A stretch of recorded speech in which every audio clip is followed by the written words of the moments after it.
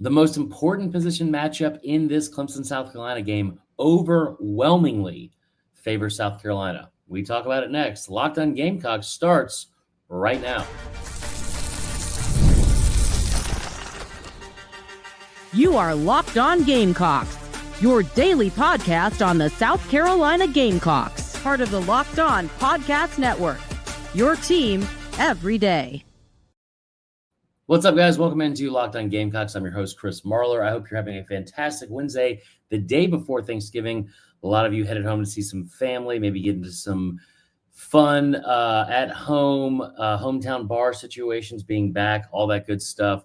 But I hope you and yours are having a tremendous start to what is my favorite holiday of the year. Shout out to everyone who is making Locked On Gamecocks your first listen each and every day. Shout out to our everydayers. Remember, we are a free and available podcast wherever you get your podcasts, part of the Locked On Podcast Network, your team every day. Now, today's episode is brought to you by our friends at FanDuel. Remember, you can win big now if you get over to FanDuel with a $5 bet that will return you $150 in bonus bets if you win your first $5 bet. Visit FanDuel.com to get started.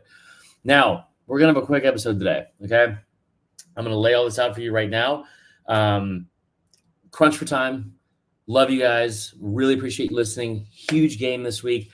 Today's the day we're celebrating Thanksgiving. It's Wednesday, so I need to get on over to the girlfriend's house and her family's house before I get in trouble. So I'll knock this out. It'll be a quick one.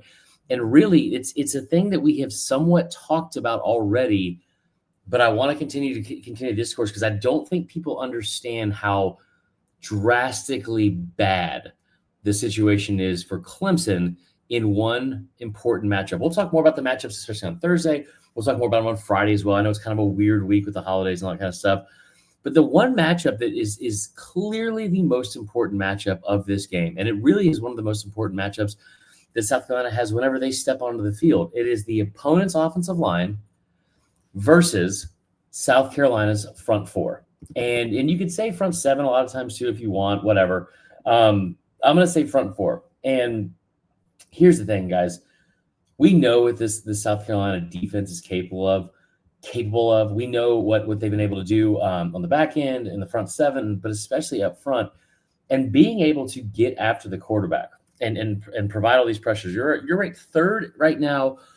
Third right now in the country in sacks, total sacks this year throughout 11 games. Now, let's put that in perspective, right?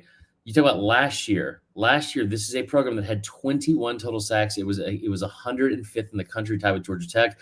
You go to Georgia Tech, get a kid out of the portal from there, Kyle Kennard, been phenomenal. You almost double your output this year. Here's the thing that I think people don't understand about Clemson, and this is the matchup I think it's most important, and I think it overwhelmingly favors South Carolina. And I'm going to get into a bit of the history as well. So it might not, some people might wonder why, I don't know if that really matters as much. It does. I want to set a few parameters here. Clemson is one of the best programs in the country over the last 15 years. Fair. There's very few programs that would trade spots or that wouldn't trade spots with Clemson based off of what, like they won 2 national championships. They were able to beat Bama. Everyone knows that 2018 team, all these first round draft picks, all that stuff. Matt Luke is their offensive line coach, and I love Matt Luke so much. Phenomenal interview, great dude. Come on, Matt Luke, former head coach, Ole Miss football. For those of you that don't know, that is a spot-on Matt Luke impression. I really like Matt Luke. I think he's going to do a great job there. Here's the thing. If there is a position that has ever been less of a focus and underutilized and grossly overlooked by Dabo Swinney and his staff, it's the offensive line. It's bad. It's bad. Like, this is a program that you look at all the 5 stars that they have brought in, all of the kids they have put into the NFL, all the first rounders, and we'll get into the numbers here in a second. You don't see it at this position, like at all.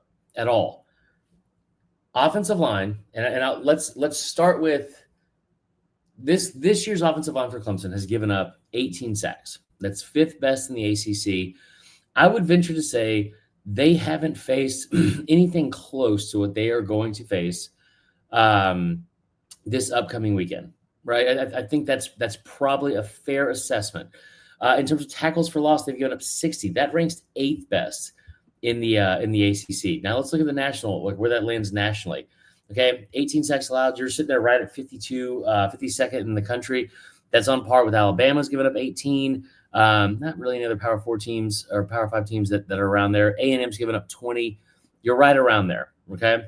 Look at tackles for loss allowed. We talked about how many total they've given up. They've given up 60. That ranks 68. So you are outside of the top 50 nationally in both of those. And again, I will guarantee you, they have not faced anything close to what they have faced or what they will face on Saturday.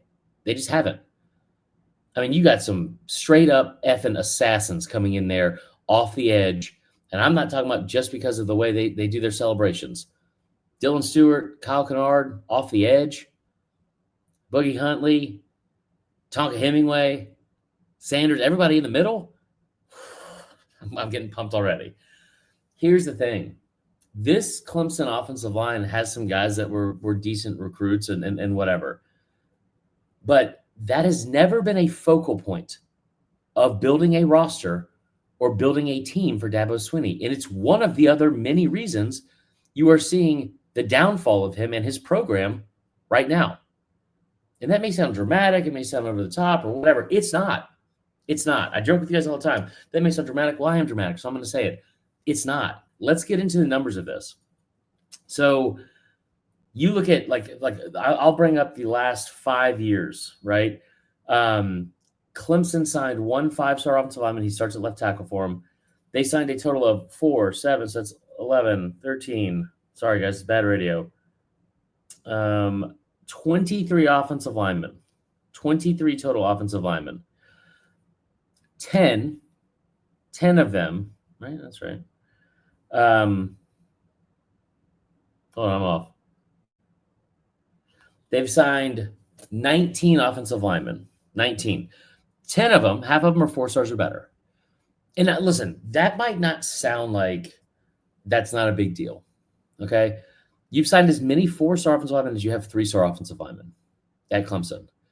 What's happened over time is a lot of those 3 stars are the ones that are starting, right?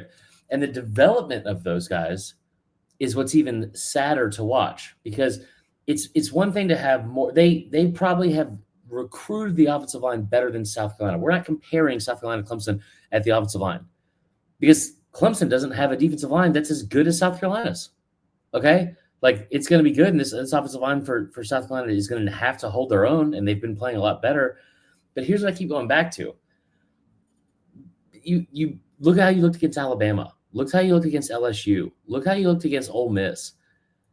I mean, A&M. Those are teams that have 5 stars and 4 stars and top 100 and top 247 and top 300, whatever metric you want to go by. They've got elite recruits and blue chip talent all over their offensive line, and you ran through them like blank through a tin horn, as Nick Saban would say. Like, this is a defensive line that has whoever has been in front of them has not stood a chance. They have not stood a chance. And, not only do I think that continues, because of course I think it continues, but you look at like the way the season's gone, all right? They've had the least amount of production of their last however many games, which is Texas A&M, Vanderbilt, Missouri, and then Wofford. They've had a total of 11 sacks in the last 4 games.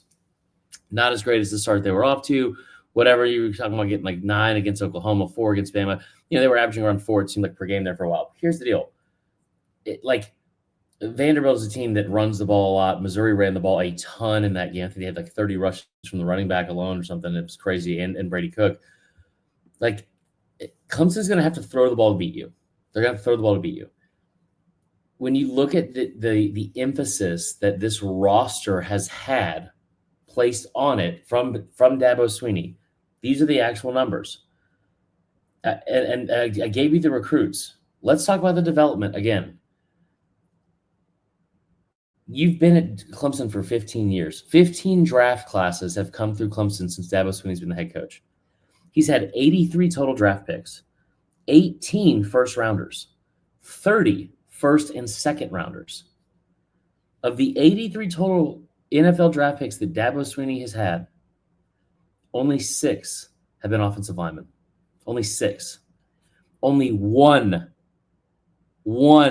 has gone in the first 2 rounds of an NFL draft. That was Jackson Carman in 2021. You've had 6 total offensive linemen drafted at Clemson since 2009. 6 out of 83. Let's do the math on that real quick. That is 1 out of like every 14. I think that's around what, like 0.68, 0.6, like 0.69, 0.7. Like that's so bad. It's like 7% of your players. I think that's right. My main point here is when you talk about, or it's like 9%. I don't know. I should have just brought the calculator out. My main point is, you can sit here and say, well, you know what? Like they have like good recruits that are there now. They've done a better job. I do like Matt Luke. I think they've gotten better up there. Blah, blah, blah. My point is, this is a position that has never been a focus for Dabo Swinney. It has never been a focus for Dabo. He has not cared about bringing in elite talent there. He has not cared about developing elite talent there. And on Saturday, that position unit that he has had the least amount of focus or care or emphasis on since he's been at Clemson is going to be the one that has the most important role on the field.